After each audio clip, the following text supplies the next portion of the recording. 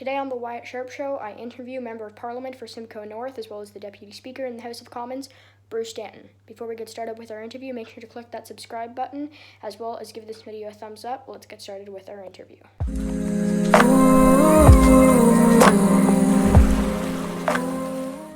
Hello, everyone, and welcome to another episode of the Wyatt Sharp Show.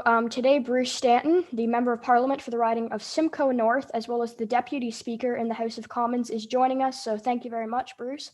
So far I've been asking everyone this question about why they got involved in politics. So Bruce, I'll ask you the same question. Why did you get involved? Well, it's a really good question. And first of all, Wyatt, I really appreciate being on your podcast here today. So like many people who start out in public life, I probably was introduced to it in my younger years because my parents were involved in politics, both in the local municipality, a township as it was at that time. They were also involved in the Conservative Party, both provincial and federally. So, it was kind of things we talked about. And after I graduated from high school and I went to Ryerson Polytechnical Institute, as it was called at that time, I kept my hand in a little bit of volunteer work with the party.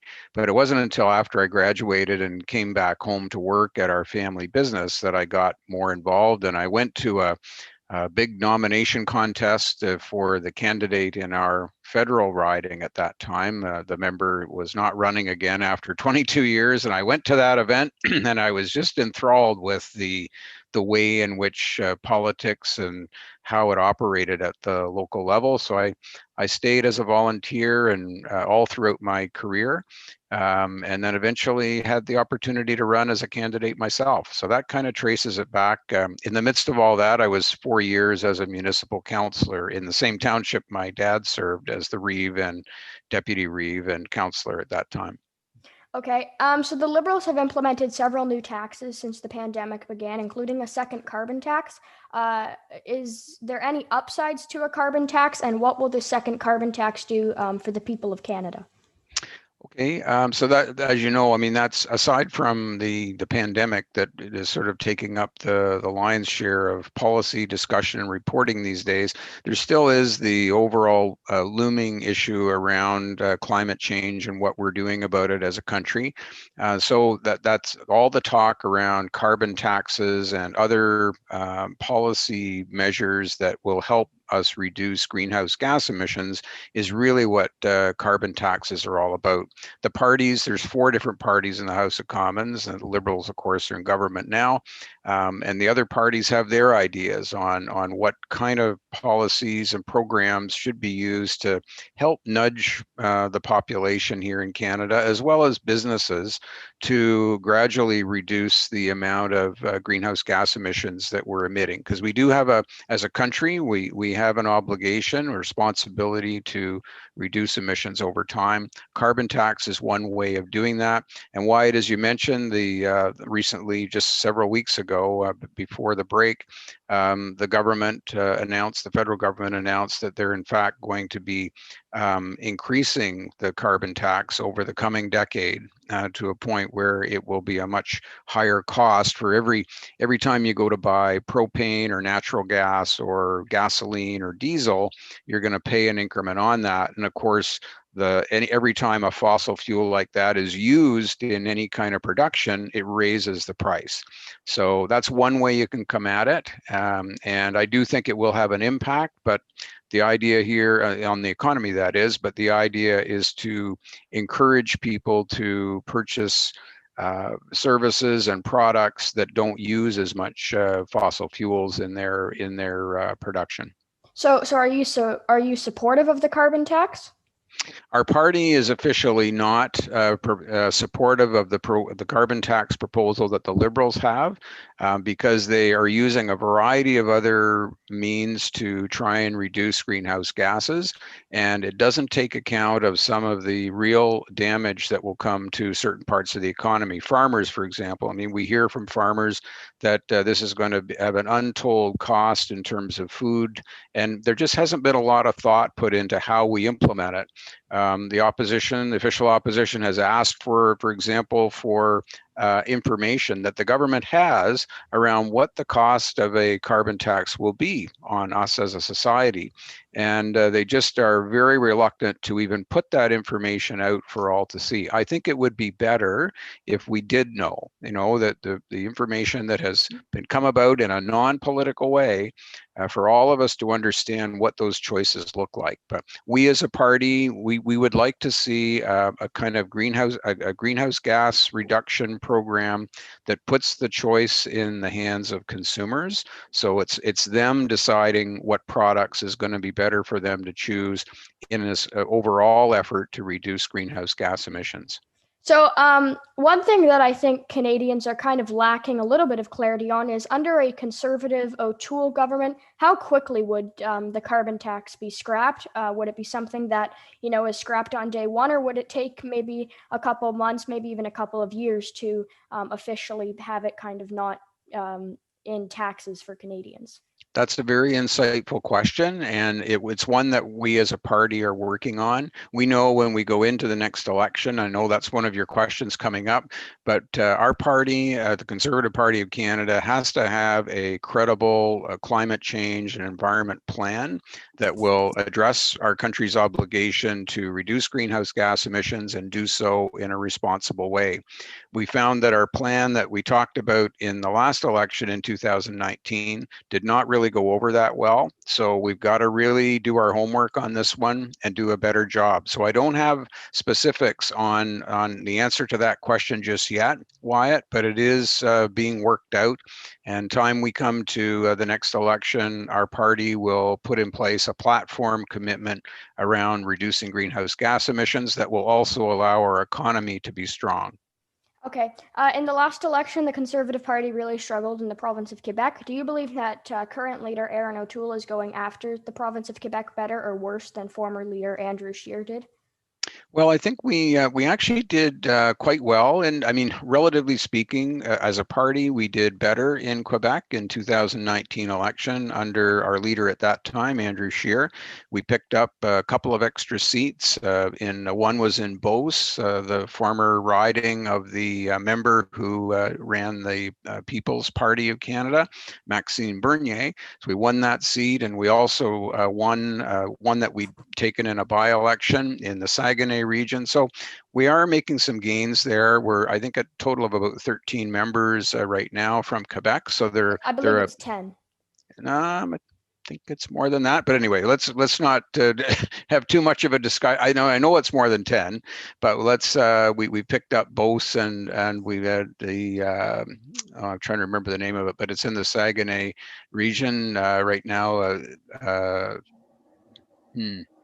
Anyway, it was a riding that we picked up in a by-election, and that's it just reminds me that as I go back to doing my speaker duties, I got to reacquaint myself with all of these names so that we're ready to go for next week. But in any case, we do have some work to do in Quebec. We always do. Quebec politics are different than other parts of the country, but we have a really strong team there of our existing Quebec team. And there's segments of Quebec that really respond well to our conservative message around fiscal discipline and trying to make sure that the government is spending responsibly across the country in our commitments as a federal government. Yeah, okay. And just to go back on the Quebec thing, again, not to have a huge debate on it, but on our Commons website, there's Luc Berthault, Stephen Blaney, Gerard Detel, Jacques Gord. I'm not Quebec. I'm going to pronounce some of these names wrong. Jacques Gordou, Pierre Paul Huss, Richard Martel, Joel Godin, Bernard Genero, Richard Lehoux, and Alain Reyes. Reyes, yeah, which totals up to 10. So. Okay. Well, you may have me right on that, but my count was a little bit higher by my recollection. But if that's what we've got on there, then it was the Chicoutimi Fjord region that I was thinking of that had Richard Martel. What name that wasn't on there was the member for, Bernard, Generou. He's down in Montmagny, Liele, Kamouraska, Rivière de Loup. So Yeah, that's that name another. was on Was it on the there? list. Okay. Yeah. All right. So the next one is you're the deputy speaker of the House of Commons. What is it like to have that role? Well, as a deputy speaker, you support the work of the speaker. There's a total of 3 deputies that work together with Speaker Rhoda. There's a bit of a pecking order there, so I'm like the number 2 person on that list, but the 3 deputies work essentially to make sure that there's always somebody presiding over the affairs and the debates in the House of Commons, which go on every day that the House is sitting, roughly from about 10 in the morning till about 7 o'clock at night. So we divide up the shifts. Usually we do 2-hour shifts at a time. Speaker Rhoda does the sort of higher profile work in the House of Commons, like question period, and he conducts most of the votes. He does the parade at the start of the day and things like that.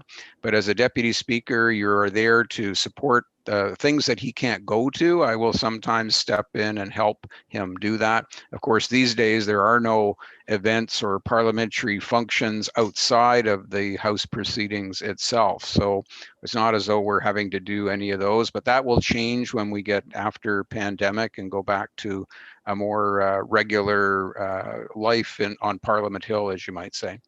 Okay. So we know that just a few weeks ago we saw riots at the United States Capitol. Is this something that you fear, in your opinion, threatens democracy, not just in the United States, but also here in Canada? Well, I know there are elements of society here in Canada that are drawn to the kind of populism and message and rhetoric, some people would call it, in the United States that has that sort of fervor that we saw find its way into the scenes and chaos that occurred on Capitol Hill back a week or so ago, coming up to 2 weeks ago, I guess now. So it is disturbing and discouraging to see people who take to violence to express their differences of opinion. I do think in Canada we have a more civil way of going about that. Our politics is not as divided and polarized as it is in the United States, but I do think we have to be on our guard and remind ourselves that speech, yes, free speech and freedom of expression is a foundational part of our society here in Canada, but it doesn't give one the right to use speech to suppress the rights and the freedoms of other people. So, I mean, there does have to be in a society like ours that holds law and order as one of the key elements that allows fairness in our society. We rights and liberties do have to have some limits on them. And when it comes to hate speech or violence, this is where we as a society draw the line. So I think we always have to be on our guard there, Wyatt, and try to tramp down and not tramp down is the wrong word. It's to question and to make sure we put into the public square the kind of thoughtful arguments based on facts and information, as opposed to just those that are just opinions of what some of these members and people do when they're taking up those kinds of protests. Okay, and so as of January the 18th, there hasn't been really any further riots as we've seen on January the 6th, but are you expecting to see further riots maybe tomorrow or on the actual day of the inauguration? Well, I hope not. I do say I catch snippets of the news around this, and there has been some speculation about other anti-government, anti-administration of Joe Biden, anti-state type violence. And I just hope, I mean, there's nothing wrong certainly with people taking to the streets to express their points of view, as long as they do it without being violent. And I must say at this time, also with ensuring that they're taking appropriate steps to make sure they don't use these events to to continue to spread COVID-19. So they should be wearing masks, they should be social distancing. And of course, here in Ontario, I mean, you're not literally not allowed to have gatherings of more than 5 people outside. So people need to be making sure that they follow the rules. Okay, so I'm gonna go back to you just said about people shouldn't be allowed to have gatherings, or they can't not they shouldn't they can't have gatherings. But what would you say is your opinion on the fact that a few days ago we seen anti-lockdown protest in Toronto, and yet Mhm. Canadians couldn't gather with their families over the holidays. And they can't go, let's say, to their neighbor's house and see their friends. So what would you say about that? Well, I think we have to follow the advice of people who are much more informed on areas like the spread of a pandemic that is legitimately putting putting lives and the risks of death into our communities in a way that we haven't seen. And so when you have a global pandemic like this, it falls to all of us to do our part to make sure that we're not spreading the virus. We have a limited amount of space in hospitals and intensive care units to be able sure we can care for people if they do happen to become ill with this or other illnesses. So we have to do our part. So look, I think people who are opposed to the lockdown, I mean, it's completely legitimate that they have their opinions on these matters, and they can take up and express them in different ways. But the long and short of it is that we as a community, you know, we have to look out for the common good here. And so that means a little bit of a reduction in our liberties at this time to make sure we can keep our neighbors safe. And so we have to do that. It's good news that we have a vaccine coming, but that's going to take some time to get out to everybody over the next months. But we all have to do our part, and so we should follow the recommendations of people who don't have a political agenda in this. This is about keeping people safe, healthy, and avoiding putting way too much pressure on our hospitals and healthcare system. Okay, right now the Conservatives are really struggling in the polls. Do you believe that they can still win the next election despite the fact that the Liberals are currently polling approximately 4 percentage points ahead of them?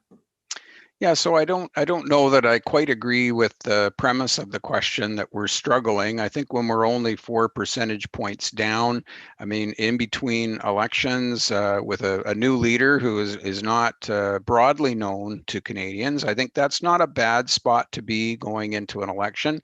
We know we have some work to do, and it falls to us as a party and to our leader, Aaron O'Toole, to make the case that we as a party and as a group of MPs would make a better alternative to the current government. And we have to make that case to them in the way that we message to people, the things that we say in public. All these things make a difference. And ultimately, it falls to the voter to decide whether they have enough confidence in us. So we're going to be working hard over the months ahead as we possibly see an election later this year to make that case, and we'll see what voters have to say. But I think at 4 percentage points down from a sitting government that, you know, quite honestly, Wyatt, I mean, when you're the sitting government, you have a great amount of media space to get your message out every day. The prime minister's in front of the cameras, the ministers are there literally every day with this pandemic going on. And so when you're constantly in the news and talking to people, it's somewhat surprising that they don't have a higher lead than that, quite honestly. Okay, so um, like right now we're looking not specifically at the numbers I mentioned of 4 percentage points ahead are their percentage of the popular vote that they would be projected to win. Correct. In 2019, the Conservatives actually won the popular vote, but they still lost the parliamentary elections. And so with this polling suggestions, it shows that the Liberals could win the popular vote by 4%. But then if we scroll down here, I'm looking at the polls. It's giving the Liberals a 47% chance of a minority and a 42% chance of a majority, and giving the Conservatives just an 11% chance of a minority and 0 chance of a majority. Would you believe these polls? Yeah, I mean, that's any poll that you take like this, of course, is a snapshot. It's always a little bit hard to translate popular support to what the seat count might be. As you start down and region by region, that can be different depending on the contests that actually happen at the riding level. But I don't disagree with the general description that you read of the current scenario.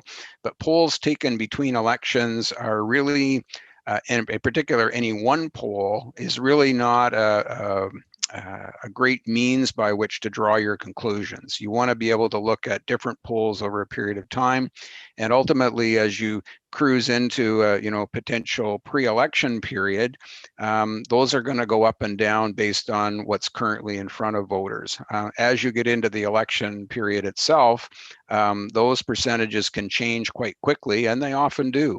So just because you're at a certain point between elections doesn't mean that that can't change one way or the other. I mean, you could have in an election campaign. I've seen it where a party can go in very healthy and then lose 10 percentage points just because they make a mistake. Okay, we have another question which you kind of answered, but what would be your thoughts on the potentiality of a spring election? Yeah, that's of course a common message, or pardon me, a question that we're seeing out amongst the people and commentators in politics these days. And I do think, I mean, historically, minority parliaments in Canada have only lasted between 18 to 22 months on average. So we're come this fall, we're going to be up to about 24 months in 22, 21 that this minority parliament has continued. I do think that there's a reasonably good likelihood that there will be an election in 2021. At one point, I was thinking it might happen this spring, but I'm not so sure now. I do think that with the second wave and the kind of case numbers that we're seeing across the country, the vaccine rollout is going to continue into the late spring and into summer. So it's quite likely that an election won't come until the fall. I will say also that I don't see a scenario where the opposition parties will vote non-confidence, at least enough of them would vote non-confidence in the government. I don't think the opposition will bring the government down. It's a more likely situation that the government, in the kind of the glow of having gotten the vaccine out to millions of Canadians through the early part of 2021, and managed the pandemic in the eyes of many Canadians reasonably well. They'll go to the polls on the case that they will want to get a mandate from the people to manage the post-COVID recovery. Okay, so would you agree with this statement that was made by Michelle Rumpel-Garner? She said that Trudeau wants an election in the spring so that he can avoid Canadians realizing that his vaccine rollout plan to have every Canadian vaccinated, or at least every Canadian that wants a vaccine vaccinated by September, and that's why he wants an election, because Canadians are going to realize that that plan doesn't work. Would you agree with Michelle Rumpel-Garner and the statement she made? Well, I mean, I would say that, I mean, she describes a scenario where a spring election may just happen, and she may be right. I mean, quite honestly, this could be a possibility as well. The fact is, we just don't know.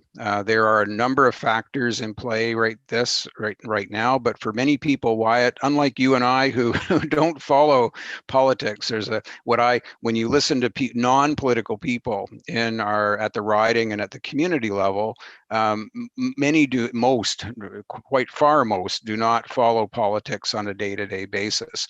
And for them, their concerns with their livelihoods, their safety in the community, their jobs, things of this nature, those are the things that they really look to.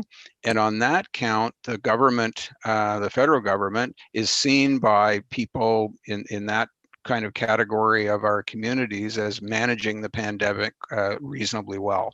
So, that will be a factor, I'm sure, when it comes to the government deciding when is the best time to dissolve Parliament and call an election. Okay, as it relates both ways, whether it's pro-conservative or pro-liberal, what are your thoughts on media bias? So that's a good question. I mean, again, I see a fair bit of commentary on that in the media, and especially with the government's recent program of $500 million to the media fund, if you will, to try and help papers and other media sources adjust and adapt to this new sort of internet based news content. So look, I disagree with the government giving direct handouts to media organizations. I think the market, there's enough media private sector based media to sort that marketplace out, and I think people are increasingly being accustomed to pay for their news. But I think right now, as far as media bias goes, yes, I think there's some differences in the way the media choose the kind of stories that might sort of lean in their direction. I think of the Toronto Star, who is outwardly a left-leaning media organization, and so they do that. There are others that are right-leaning. So I think the key thing is that certainly for an MP, what I try to do is make sure that I'm reading a balance of the news. And I think it's good for viewers of news content, especially in politics, to not just look at any one media source, perhaps the source that happens to line up with your particular view. Look at some of the other media sources and stories and contributors in the news, and you get a much more well-rounded picture of what's going on in your country or your community. So, would you agree with your leader, Aaron O'Toole, when he says that a conservative government will defund the CBC? Yes, certainly. I mean, defund is a word that can be taken somewhat to the extreme as well.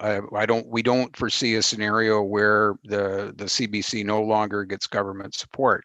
I think what we're looking at there is a scenario where, I mean, currently the CBC gets 1.2 to 1.3 billion dollar in support from the government of Canada, and yet it goes head to head with private sector broadcasters, especially on TV and other content areas like that. So it's really upsets the competitive marketplace for private sector broadcasters and other content creators and distributors when they have to go up against the big state-owned, I should say state-funded organization like the CBC that's getting a large amount of dollars from Canadian taxpayers. So I think there's ways to rethink how that subsidy should be provided.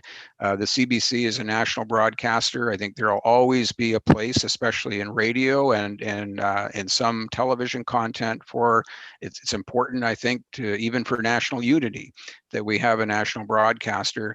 But so much has changed in how media organizations work and how they maintain an audience, even in the last 20 years or so, been a sea change in how that works. So I think it's time that the government of Canada rethought its place in how the state broadcaster operates and the interplay between it and other private sector broadcasters to make sure it's a fair marketplace out there especially for media companies that are working hard every day to get good news out, but also having to make sure that they have to go to their advertisers to get support for what they do. Okay, what should the government of Canada be doing on the two Michaels that are stuck in China? Well, I think it's a delicate one. It involves, and I don't profess to be an expert in this area. Certainly, the new Foreign Affairs Minister, Mark Garneau, will have to pick up where Minister Champagne left off. Relationship between Canada and China has always been quite a bit different than with other, it's like the US or with many European countries, and it's a historic relationship that we've had.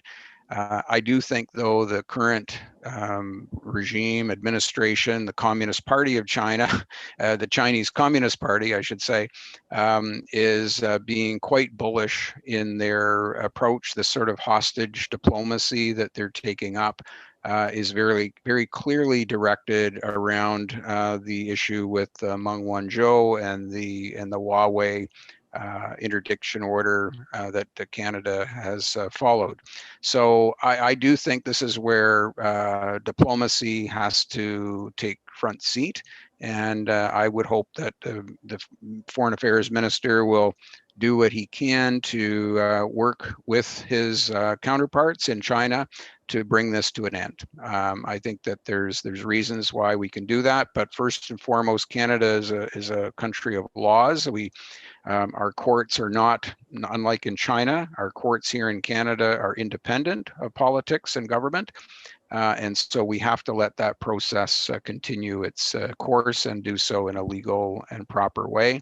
And if there is any discretion on the part of the ministers in this case, that they should take that up in a way that this is going to sound sort of in a sort of broad sweeping way, but in fact it nails it in the sense that Canada's interests is in making sure that we abide by our treaties when it comes to any kind of responsibility for, as we did with Meng Wanzhou, abiding by our relationship with the United States when it comes to these kinds of things, but at the same time, not being played as the pawn in a conflict between the United States and China, which is really what this thing very much has become. So I hope we can bring it to a conclusion and get Michael Spavor and Michael Kovrig back as soon as possible, and that the court case with Meng Wanzhou ends properly and through the proper legal process that is being undertaken. Okay, and our second to last question for today, as we continue to see rising COVID cases across Canada and around the world, what is your stance and your party's stance on COVID lockdowns as it relates to the impact it's having on both mental health and small businesses? Well, it kind of picks up on my earlier comments, I would say, Wyatt, and that it simply is that, well, there's no doubt these lockdown requirements are an inconvenience and they're a limitation on people's livelihoods and their activity.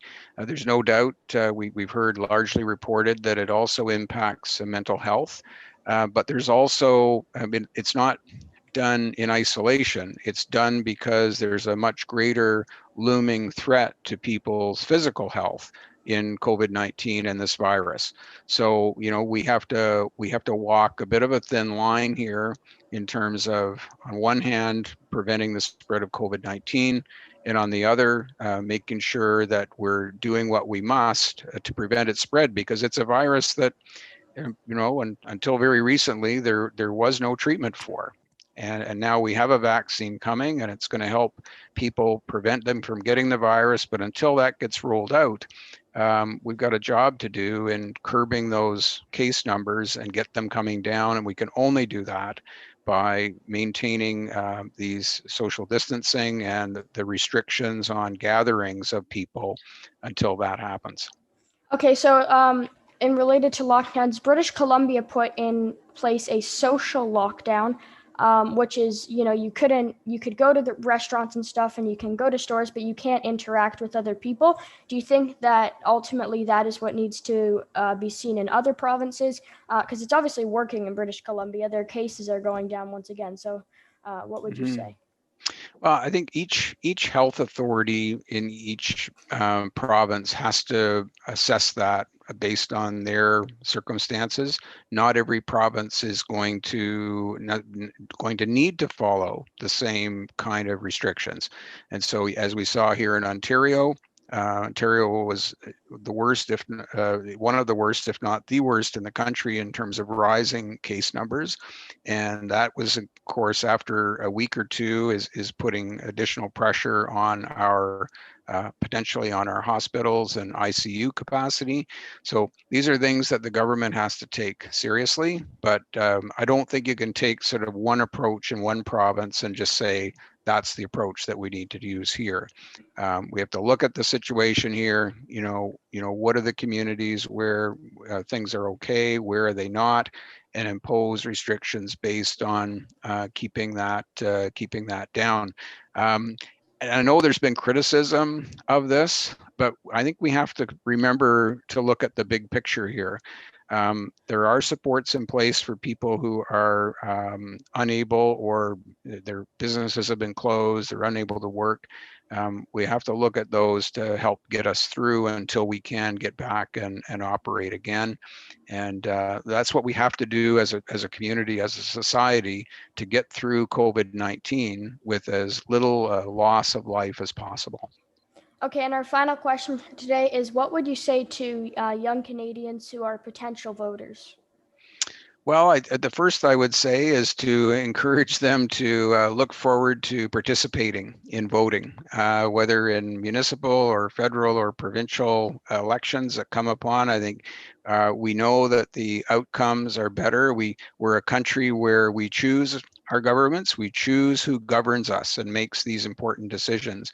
And I would also say that when younger Canadians, finish their schooling and they get careers and they're working and earning their livelihoods and raising a family or doing whatever they wish to do. They'll know that upwards of half of every dollar that they earn in this country gets turned back to various levels of governments in order to manage some of these common services that we all have, whether it's a healthcare system, education, or roads, or good relations with other countries in the world.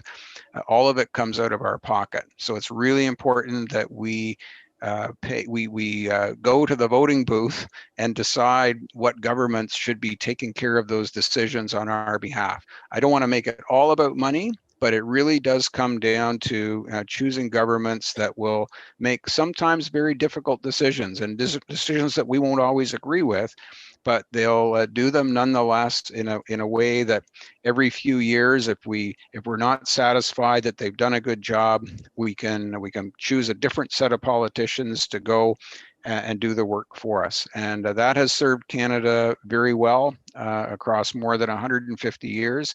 And I think we need to continue to just improve on that. Okay, and anything else you would like to say today? Oh, just to thank you, Wyatt, for doing this. I thought your questions were excellent, and I do hope that you will continue to do this kind of a podcast. Hopefully, amongst your peers and others in your grade, will take some interest in these kinds of public affairs. Service to the public has been an amazing honor to be part of. 15 years of my life dedicated to this kind of work. And it really is, for me, very much the hallmark of my career. And while I won't be running again in the next election, I have nothing but good things to say about this kind of work. So I hope every Canadian at some point in their life gets a chance to participate in this kind of public service. Okay, thank you very much, Bruce Stanton, for joining me today. Thank you very much, Wyatt, and all the best to all your viewers. Thank you.